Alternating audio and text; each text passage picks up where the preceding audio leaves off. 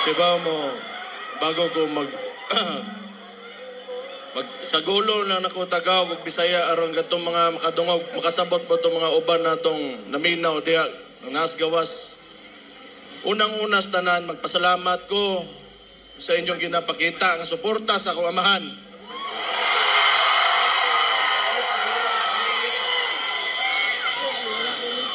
Naglagot lang ko sa inyo ha, kay kada makita na ko ang naw sa akong amahan, bit-bit ninyo, kahilakon ko.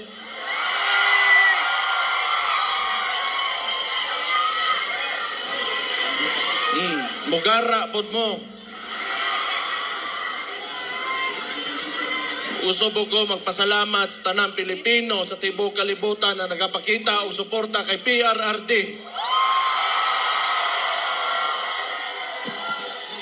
Kabaw mo tinuod lang sukad nga giaresto ako amahan illegally. Wag yung ko kasabot sa akong gibati. It has been a roller coaster of emotions for me sa tinuod lang. But every time makita na ko suporta ninyo, makusgan yung ko. Salamat kayo.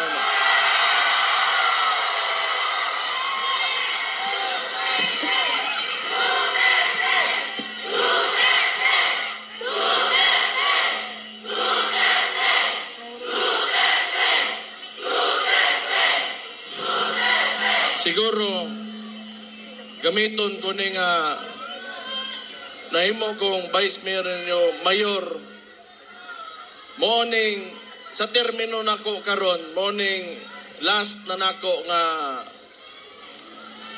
araw ng Davao, nga sa termino nako karon. Wa ko makibaw unsa bagay kinaog ang kaugmaan o yung future ng sistema ng politika dito sa Pilipinas. Kaya it seems to me the stories that I've heard about martial law and oppression is synonymous with the Marcos family name.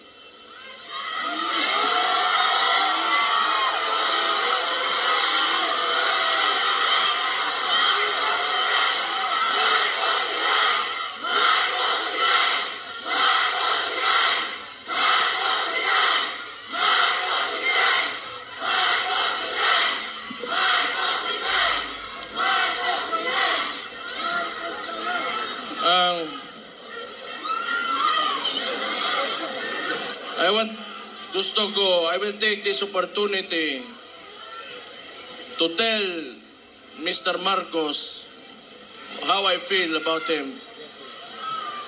Mr. President Marcos, you will never be loved.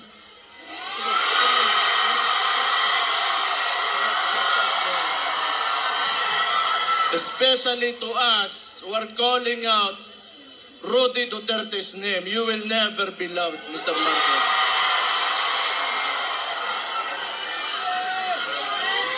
We will stand up and we will fight back.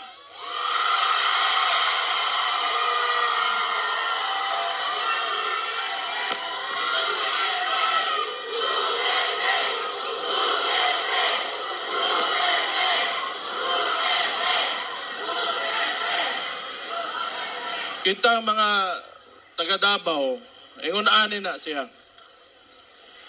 Labi nanto mga dugay dire o niya kanang nituo sa plataporma o politika sa kuamahan. Nga ilang gikuha kaning administrasyon ni Marcos o si Bongbong Marcos mismo, binigay niya sa ICC. Murag wala lang, ato na lang, murag walay nahimo ang atong pinalanggang amahan diri sa Tundak Bayan. Kibaw mo, di ko matingala gyud, tinuod lang. Di ko matingala.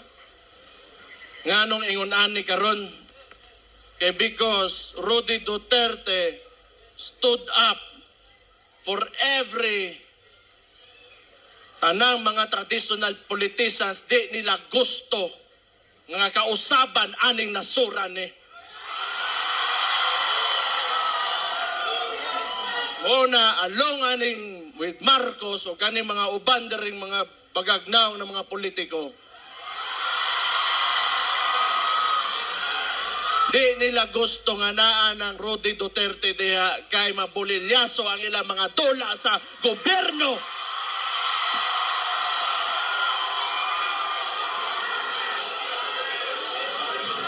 Gusto ko lang niingnon kay Bongbong Marcos. Aside you not being loved by the people, all you have is the government's resources and your term. Beyond that, you are nothing.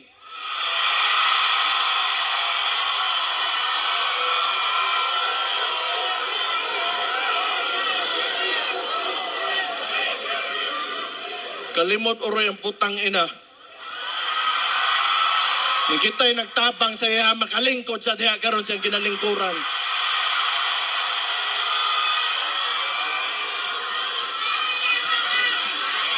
And I truly pray, Mr. Marcos, that you will be able to finish your term. I pray.